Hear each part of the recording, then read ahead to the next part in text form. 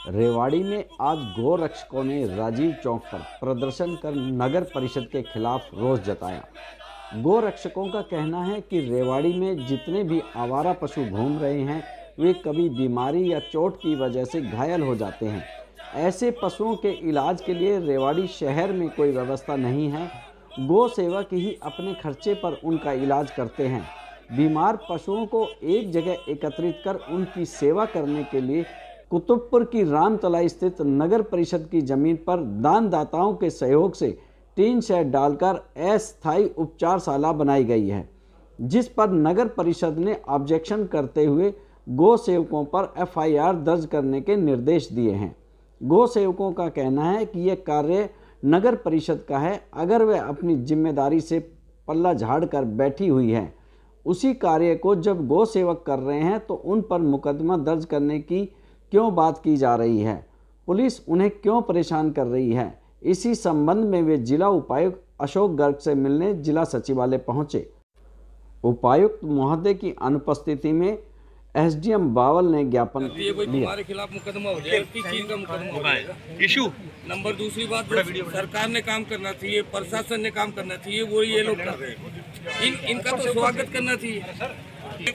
खिलाफ कोई कलम थोड़ी चलाएंगे। तो सर ये बताओ, जो टीम जो काम करे गलत काम थोड़ी कर रही है। सर हमारी तो छोटी सी विनती है कि जो अभी हमारे को एक आ गया, अभी वो जोड़ सरकारी हमें मालूम है सरकार, और हम भी बाहर के लोग नहीं, वहीं की बासिंदे हैं, और हम वहाँ कोई कब्जा नहीं कर रहे, कोई गैर कानूनी काम नहीं कर रहे हैं बच्चे। वहाँ जो बीमार गाय कहीं एक्सीडेंट से कहीं कुएं में। रमेश भार्गव, मैं कुतुबपुर निवासी हूँ।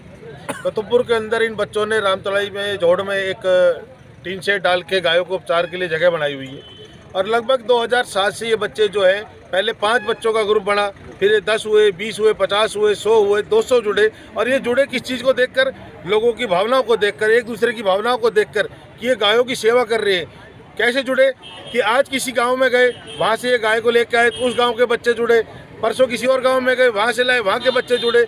इस प्रकार से ये कारवां बढ़ता गया, और गायों को उपचार की जो है सुविधा चाहिए थी।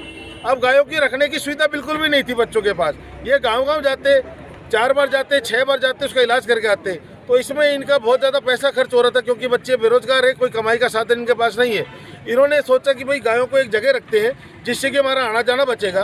तो ये रामतलाई को जोड़ था, इसमें कोने में जगह थी, तो वहाँ थोड़ी जगह में इन्होंने बच्चों ने कार्रवाई करी। दानदाताओं ने दान दिया, वहाँ पैसे आए, उससे ये टीन शेड डला। कोई तूड़ा देख के जा रहा है, कोई फल सब्जी देख के जा रहा है। गायों की मनोदशा देख के, स्थिति देखकर कि गाय कितनी खराब स्थिति में है, कीड़े पड़ रहे हैं, सड़ रही है सड़क किनारे, उनको उठा के लाते हैं। हर जगह जगह से कॉल आती है, कहीं पाँव टूट गया एक्सीडेंट में, कहीं कुछ हो गया, कहीं हाथ टूट गया, लेके आ रहे हैं, उनका इलाज कर रहे हैं। लिम्पी बीमारी आई, उसमें सुनिए, लिम्पी बीमारी आई, इन बच्चों ने लिम्पी बीमारी में उन गायों का बेहतरीन इलाज किया, जिससे रेवाड़ी के अंदर गायों की जो मृत्यु दर थी वो घट के 0 के बराबर रह गई।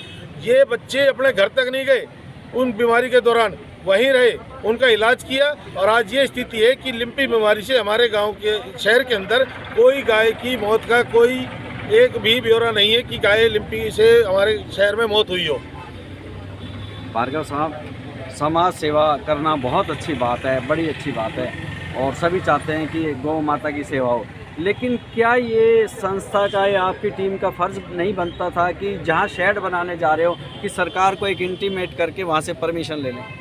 आपकी बात बिल्कुल जायज़ है, बिल्कुल सही है, हमें लेनी चाहिए थी परमिशन, लेकिन परमिशन की क्या बात थी कि जी जैसे नगर परिषद से ही फ़ोन आता था या थाने से भी फ़ोन आता था, तो उनको मालूम था भाई ये गौ रक्षा वाले हैं और ये गाय को उपचार करने वाले हैं। कोई गौशाला इन्होंने नहीं खोली, सिर्फ गायों को उपचार कर रहे हैं। दवाई भी हम अपने पैसों की लाते हैं, सब इकट्ठे करके लाते हैं पैसे, कोई हमारे को सरकारी सहायता नहीं है दवाइयों के लिए, किसी चीज़ के लिए। ठीक हो जाती है, उनके घर भेज दी जाती है, जिस जहाँ से ली होती है गौशाला में भेज दी जाती है, किसी में भी जहाँ से कि वो ठीक होके अपनी जगह पे जाए। टेंट नहीं लगा रखा वहाँ, और हमें ये दिक्कत ही नहीं है कि वहाँ पे बोर्ड लग रहा है या टीन शेड लग रही है, तो हम कहते हैं नगर परिषद वहाँ अपना बोर्ड लगाते कि भाई ये जो जगह है नगर परिषद की, टीन शेड भी हम तो कहते हैं नगर परिषद ले ले, दान करा हुआ है, किसी का पर्सनल नहीं है। हम तो नगर परिषद को दान करने के लिए तैयार हैं।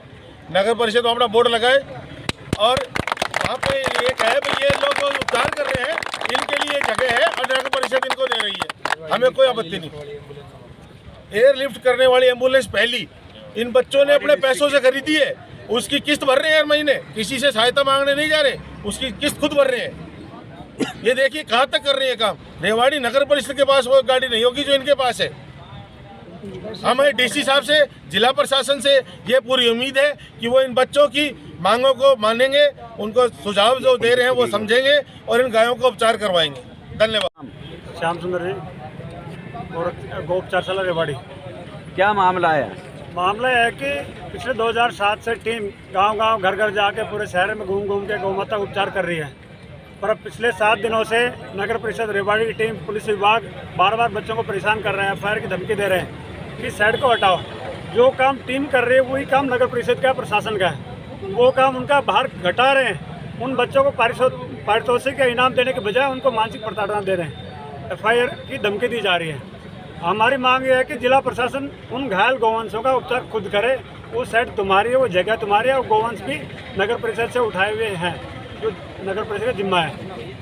ये जो जगह है वो नगर परिषद की है, किसकी है? नगर परिषद की जगह है, और जो गाय हैं पूरे रेवाड़ी शहर में हर जगह से घूम के उठाई गई है। हमारे पास कॉल आती है, टीम जाती है, उठा के लाते हैं एम्बुलेंस में और वहाँ उपचार करते हैं। तो अब वहाँ कौन मना कर रहा है, क्या कर रहा है? नगर परिषद से 3-4 बार जेई और दूसरे जो एमई ये गए थे वहाँ मना करने के लिए। नहीं जाओगे तो आप पर एक्शन होगा। 27 की शाम को SHO रामपुरा गए थे, भाई हम मजबूर है, आपका काम अच्छा है, हम आपको कॉल देते हैं, 112 जो कॉल आती है आपको भेजते हैं, पर मजबूर है, हमारे पर बड़ा दबाव है, छोटा नहीं बड़ा प्रेशर है, हम क्या करें। तो जेई आया तो वो बड़ा अच्छा काम कर रहे हो, पर हम क्या करें, मजबूर हैं। उनकी कौन सी मजबूरी है वो तो वो जाने। मेरा नाम राजेश शर्मा है और मुझे तो बड़ी खुशी हुई। आज मेरे युवा साथी मेरे पीछे खड़े हुए हैं और मेरे से ज़्यादा उम्र के साथी अभी बोले, इन्होंने बाइट दी है।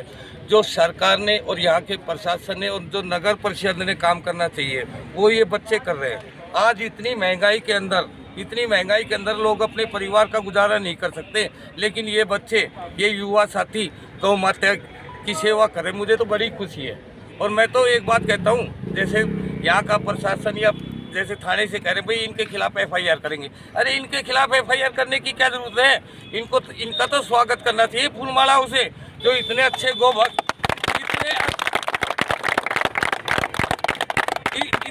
इतने अच्छे गोभक्त हमारे रेवाड़ी जिले में, मेरे को तो आज तक मालूम नहीं था, लेकिन रात को मेरे को WhatsApp ग्रुप के थ्रू पता चला और इन्होंने मेरे से कहा अब भाई साहब आपको आना है। और मैं आप लोगों के तन मन धन से आपके साथ हूँ।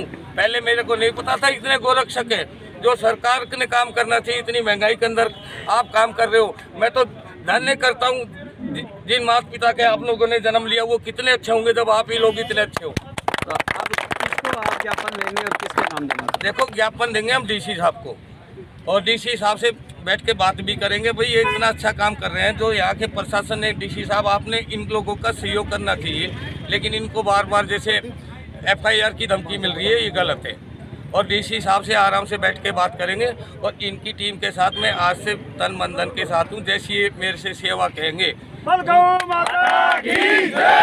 वो करने के लिए तैयार हूँ। अगर इनके ऊपर FIR करनी है तो मेरे ऊपर FIR कर दे, इन भाइयों पे न करने, क्योंकि ये बहुत अच्छा और बहुत नेक काम कर रहे हैं और मैं इनके साथ आज से तन मन धन से हूँ। जय हिंद, जय भारत।